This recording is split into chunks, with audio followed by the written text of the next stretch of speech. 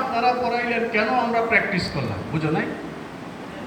রাস্তার এই দুর্দশা কি কারণে হয়েছে? অঙ্কের পেচের কারণে হয়েছে।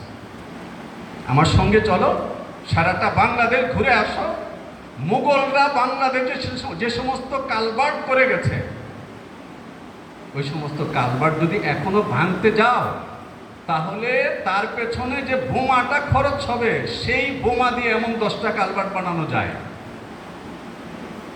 যাও সোনারগাঁও ঘুরে আসো, দেখে আসো। মুঘলদের কালভার্ট এখনো ভাঙার মতো শক্তি এই রাষ্ট্রের নাই। আর এই রাষ্ট্র আজকে যদি কালভার্ট বানায়, তাহলে 1 বছরের মাথায় গিয়ে এই কালভার্টের উপর দিয়ে একজন ফকির নিয়েও হাঁটতে প্রস্তুত হয় না, তার কারণ তার জুতায় কাদা লাগবে। পার্থক্যটা কি? এই পার্থক্যটা বুঝতে হবে। এই পার্থক্যটা হলো অঙ্কের পেজের পার্থক্য। অঙ্কের এমন এক পেজ তোমাকে শেখাবে যে অঙ্কের পেজের ভেতর দিয়ে 5 টাকার জিনিসকে তুমি 500 টাকা বের করে আনবে, এবং সেখানে খরচ করবে মাত্র 2.5 টাকা, এবং এতগুলো কাগজ উল্টে পাল্টে তোমাকে জীবনেও ধরা যাবে না। 3 নম্বর জায়গা যেটা রাষ্ট্রের আয়ের, যেখান থেকে টাকা এনে তারপরে এই টাকা বিতরণ করে উন্নয়নের জন্য। আর উন্নয়নের ধাক্কা খেতে খেতে না, তোমাদের তো কারো ছোটখাটো গুণা থাকে না। তার কারণ বাসা থেকে তোমরা স্কুল কলেজে যাওয়া আসার সময় রিক্সায় যে ঝাঁকুনি খাও, এই ঝাঁকুনিতে ছোটখাটো গুণা থাকে না, জোরে পড়ে যায়। বিড়ি, বিড়ি চিনো? বিড়ি খায় না মানুষ? খাইলে মুখের মধ্যে খুব গ্রাম তৈরি হয় না? হ্যাঁ হ্যাঁ। বাংলাদেশ সরকারের মোটা জায়গায় আয়ের উৎসটা হলো বিড়ি থেকে যে আয়কর আসে, সেটা সবচেয়ে বেশি আয়কর আসে হলো সিগারেটের কোম্পানি থেকে। যখন সংসদে বাজেট পাস হয়, তখন সেখানে ঘর বানায় দেয়। তোমরা জমিতে ছোটবেলায় আঁকছো না, এই ঘর বানায় বানায় দেয় কোন কোন জায়গা থেকে কত টাকা আসে। বিড়ির আগুন থেকে আসে। আর প্রতি বছর পৃথিবীতে 1.5 থেকে 2 কোটি মানুষ তারা এই তামাক খেয়ে ক্যান্সারে আক্রান্ত হয়। খুব ভালো কাজ না?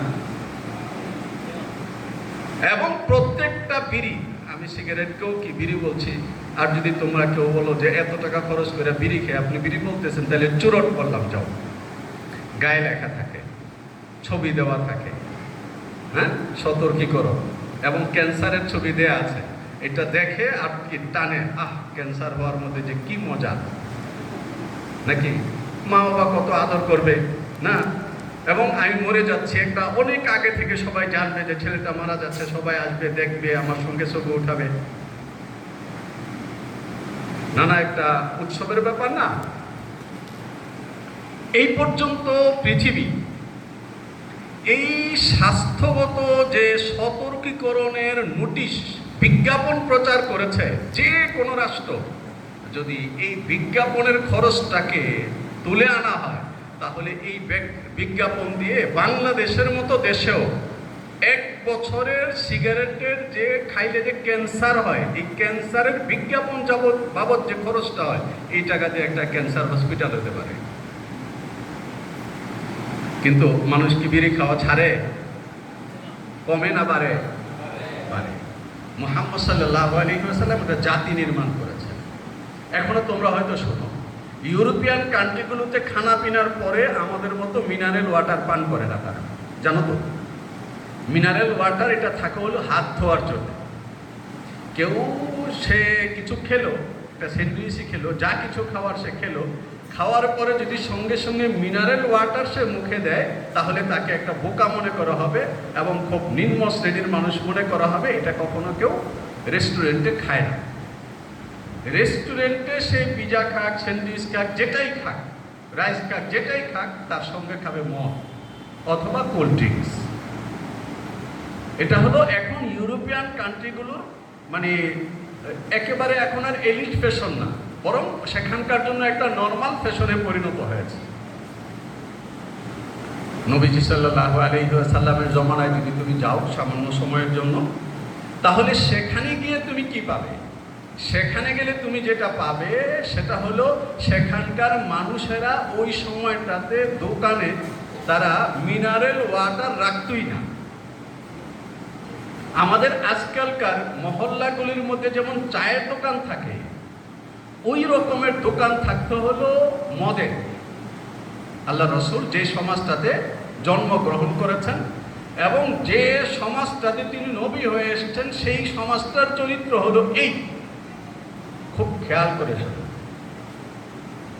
ওই সময়টাতে মুহাম্মদুর রাসূলুল্লাহ সাল্লাল্লাহু আলাইহি ওয়াসাল্লাম একদিন তার মসজিদের আজান দানকারী যে বেলাল, তাকে বললেন যে মহল্লায় ঘুরে ঘুরে সবাইকে জানিয়ে দাও যে আল্লাহ তাআলা মদকে হারাম করেছেন। মুয়াজ্জিন মসজিদের বেলাল তিনি হাঁটতে শুরু করলেন ওই চায়ের দোকানের মতো ছোট ছোট ছোট ছোট মহল্লার মোড়ে মোড়ে মদের দোকান। তো হেঁটে যাচ্ছেন আর ঘোষণা করছেন যে আল্লাহর রাসূল ঘোষণা করেছেন মদ হারাম। যে ব্যক্তি এই মাত্র মদের গ্লাসটা হাতে নিয়েছে আর কথাটা কানে পড়েছে, সঙ্গে সঙ্গে গ্লাসটা এইভাবে ছেড়ে দিয়েছে। যে মুখে ঠোঁটের সঙ্গে লাগিয়ে রেখেছিল ওইভাবে ছেড়ে দিয়েছে। এক সাহাবী, মদিনার ধনী মানুষ, তার ব্যবসা হলো মদের ব্যবসা। তার সবটা পুঁজি দিয়ে এই মাত্র সে ইয়েমেন থেকে বিশাল একটা চালান নিয়ে এসেছে। চালান বোঝো তো, ব্যবসা বাণিজ্যের চালান নিয়ে এসে অনেকগুলো ওট পূজায় শুধু মদ আর মদ।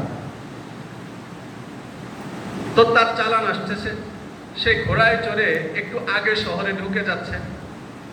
পথে একজনের সঙ্গে দেখা, সে বলল কোত্থেকে আসলে? যে মদ নিয়ে আসলাম। ও যে আল্লাহ রসুলের ঘোষণা ঘুরতেছে আর বলতেছে মদ হারাম। বলো কি মদ হারাম? যে হ্যাঁ। সে তার ঘোড়ার লাগাম ধরে আরো জোরে টান দিয়েছে। এক টানে শহরের ভেতরে ঢুকে যেখানে জটলা পেয়েছে, আল্লাহ রসুলকে ঘোষণা করেছেন মদ হারাম। যে হ্যাঁ ঘোষণা করেছেন, এই যে আমরা ছেড়ে দিয়েছি। সঙ্গে সঙ্গে তার ঘোড়ার মুখ বদলে আবার পেছনের দিকে রওনা দিয়েছেন। তার এই বিশাল চালান একটা টিলার উপর দিয়ে, রাস্তা টিলার উপরে উঠেছে, এখান থেকে চিৎকার করেছে থেমে যাও। তার বিশাল ওটের বহর সেখানে থেমে গেছে। কাছে গিয়ে বলেছেন আল্লাহ রসুল বলেছেন মদ হারাম, সুতরাং এখন এই মদ মদিনার দিকে আর 1 ইঞ্চিও সামনে যাবে না, সমস্ত চালানকে এই পাহাড়ের উপরে ছেড়ে দাও।